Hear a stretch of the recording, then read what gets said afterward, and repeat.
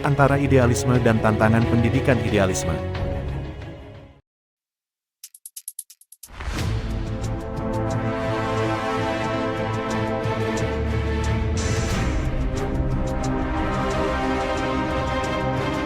Seperti yang telah kita ketahui bersama melalui media, ada beberapa media telah mengangkat soal pentingnya pendidikan dalam suatu negara, yang menjadi satu wacana yang senantiasa menjadi perhatian banyak bagi masyarakat Indonesia dan di berbagai belahan dunia lainnya.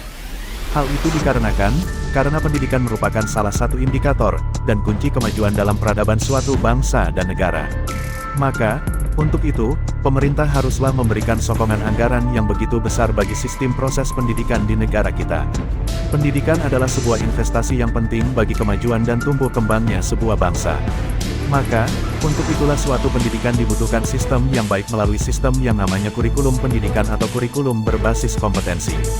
Kurikulum yang disusun haruslah kurikulum yang sangat baik dan tepat sesuai karakteristik bangsanya.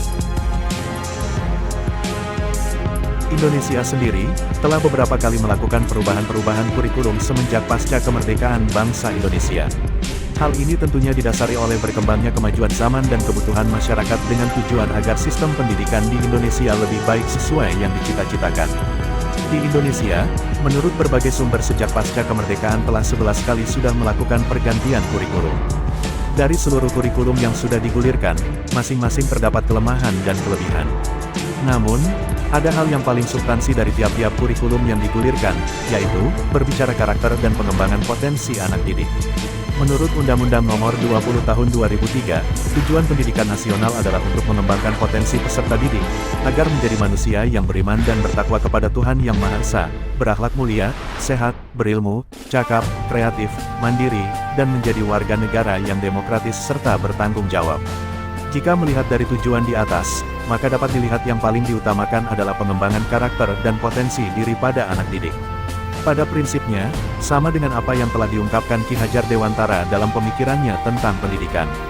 Ki Hajar Dewantara pernah mengungkapkan pada tahun 1936, bahwa, pendidikan dapat diartikan sebagai, tuntunan dalam hidup tumbuhnya kepribadian anak-anak.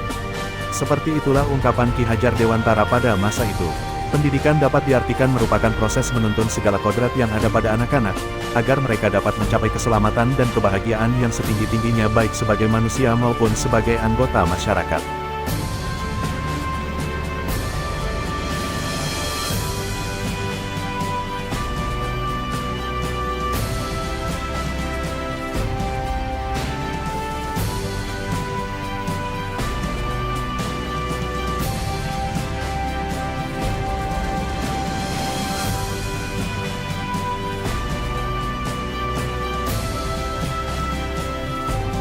Kesadaran terhadap kodrat dan keadaan anak. Meskipun pendidikan sebagai tuntunan, Ki Hajar Dewantara menyebutkan pula bahwa, pendidikan itu berhubungan dengan kodrat keadaan, serta keadaan pada setiap anak didik tersebut.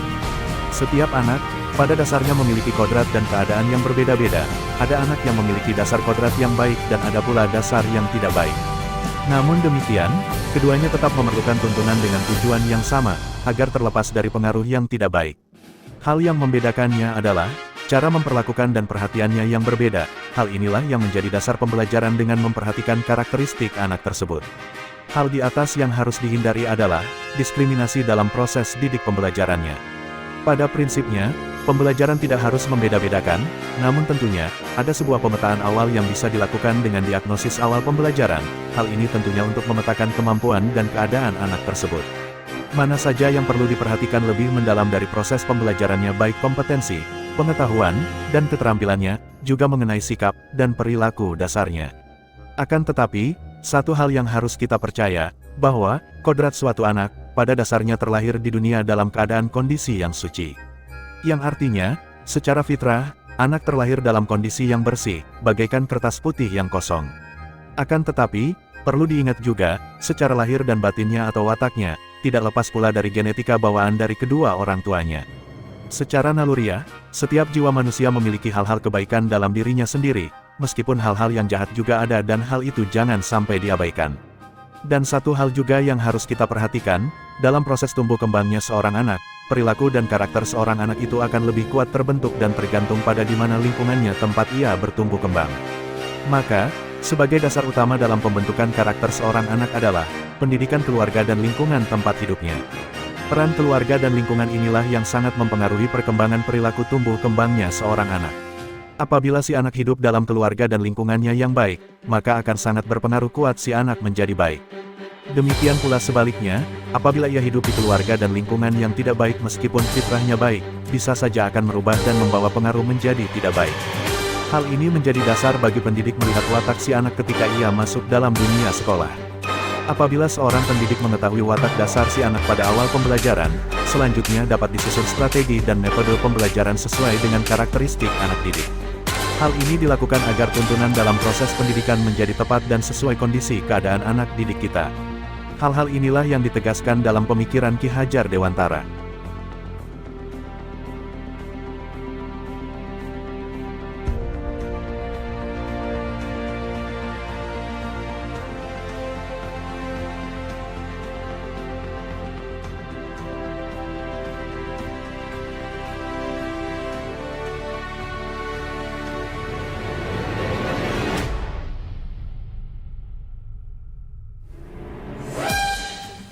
Tantangan pendidikan kita. Pada kenyataannya, dalam perkembangan pendidikan kita mengalami banyak perubahan. Secara ideal, pemerintah mengisyaratkan pendidikan harus membawa perubahan-perubahan yang lebih baik, dan harus menyesuaikan diri dengan perkembangan zaman. Namun demikian, pada penerapannya, tentu tidak bisa lepas dari persoalan dan permasalahan yang dihadapi. Hal ini tentu menjadi tantangan yang besar bagi setiap pengajar generasi X. Dengan bergantinya sistem kurikulum, yang digulirkan pemerintah dalam kurun waktu yang cepat, memberi tantangan tersendiri bagi pengajar untuk cepat pula beradaptasi dan mengembangkan kompetensinya, agar dapat menerapkan kurikulum sesuai harapan. Hal lain yang menjadi tantangan pendidik adalah, berkembangnya teknologi yang begitu cepat dalam era digital dan milenial seperti saat ini. Era ini dikenal pula dengan munculnya generasi Z.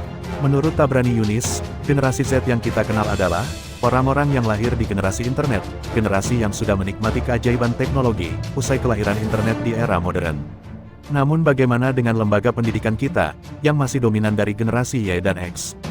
Maka akan sangat berbahaya, bila para pengajar generasi X tidak siap menghadapi kemajuan gaya hidup generasi Z. Karena, para pengelola pendidikan, masih dikelola oleh para generasi old. Generasi X yang rata-rata gagap teknologi. Akibatnya, terjadi gap atau jurang yang dalam antara guru dan peserta didik. Di mana guru atau tenaga pendidikan bergerak dan berpikir dalam pola zaman old, sementara peserta didik bergerak dan berpikir dalam pola milenial, yang sangat cepat menguasai teknologi digital. Maka, kondisi ini akan menjadi tidak sehat dalam sistem pembelajaran proses belajar mengajar yang ada. Serta, akan menjadikan sebuah tantangan bagi para seluruh pengajar zaman old. Sehingga, bisa menempatkan para pengajar pada suatu posisi yang gamang, yang dimana dalam menghadapi cepatnya proses perubahan teknologi yang ada, yang terjadi pada anak-anak generasi milenial, dan generasi Z, yang berlari sangat kencang dalam tumbuh kembangnya teknologi yang ada sekarang.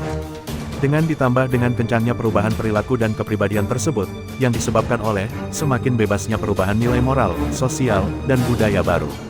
Di mana moralitas, budi pekerti, dan akhlak, kian tergerus pupus dalam perkembangan zaman tersebut.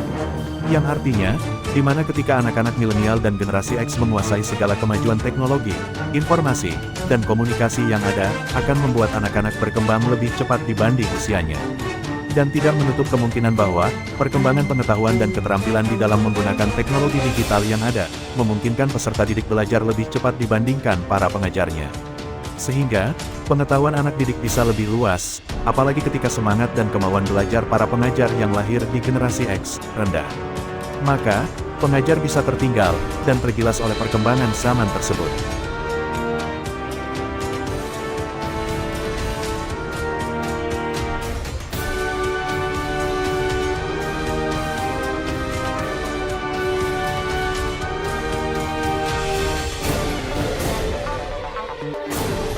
Hal lain yang mesti menjadi perhatian adalah, ketika kecepatan kemampuan anak-anak milenial, dan generasi Z, yang menguasai teknologi digital, tanpa harus dibekali dengan keimanan, dan akhlak mulia, hal ini dapat menyebabkan anak-anak banyak terjebak pada hal-hal yang disebut, dekadensi moral.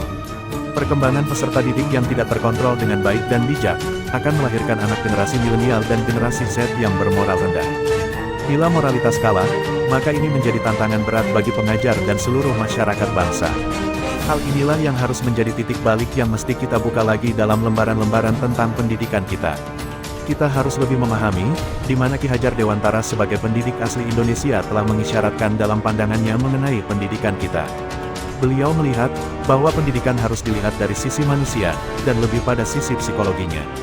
Menurutnya, manusia memiliki daya jiwa, yaitu, cipta, karsa, dan karya. Pengembangan manusia seutuhnya menuntut pengembangan semua daya secara seimbang. Pengembangan yang terlalu menitik beratkan pada satu daya saja, akan menghasilkan ketidakutuhan perkembangan sebagai manusia. Beliau mengatakan, bahwa, pendidikan yang menekankan pada aspek intelektual belaka, hanya akan menjauhkan peserta didik dari masyarakatnya. Dan ternyata, pendidikan sampai sekarang ini, hanya menekankan pada pengembangan daya cipta, dan kurang memperhatikan pengembangan olah rasa, dan karsa. Jika hal ini terus-menerus berlanjut, maka, akan menjadikan manusia yang kurang humanis, atau manusiawi.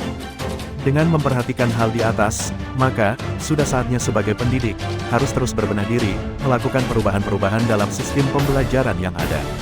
Sudah saatnya pendidik melakukan aksi nyata, untuk bergerak dan terus belajar, agar dapat memberikan tuntunan yang diharapkan, dalam membangun diri manusia untuk lebih manusiawi. Disinilah pentingnya mengembalikan fungsi pendidikan yang hakiki, yang sebenarnya untuk membangun manusia, dengan watak, dan kepribadian yang utuh, sebagai pribadi dan sebagai masyarakat. Selain itu, seorang pendidik pun, harus tetap memiliki jiwa dan pandangan yang terbuka. Kita tidak bisa menutup mata terhadap perkembangan zaman yang ada, dengan perubahan teknologi yang begitu pesat. Dan juga, pendidik harus melek teknologi, akan tetapi tetap harus diimbangi pula dengan penanaman karakter, dan pribadi yang baik bagi anak-anak.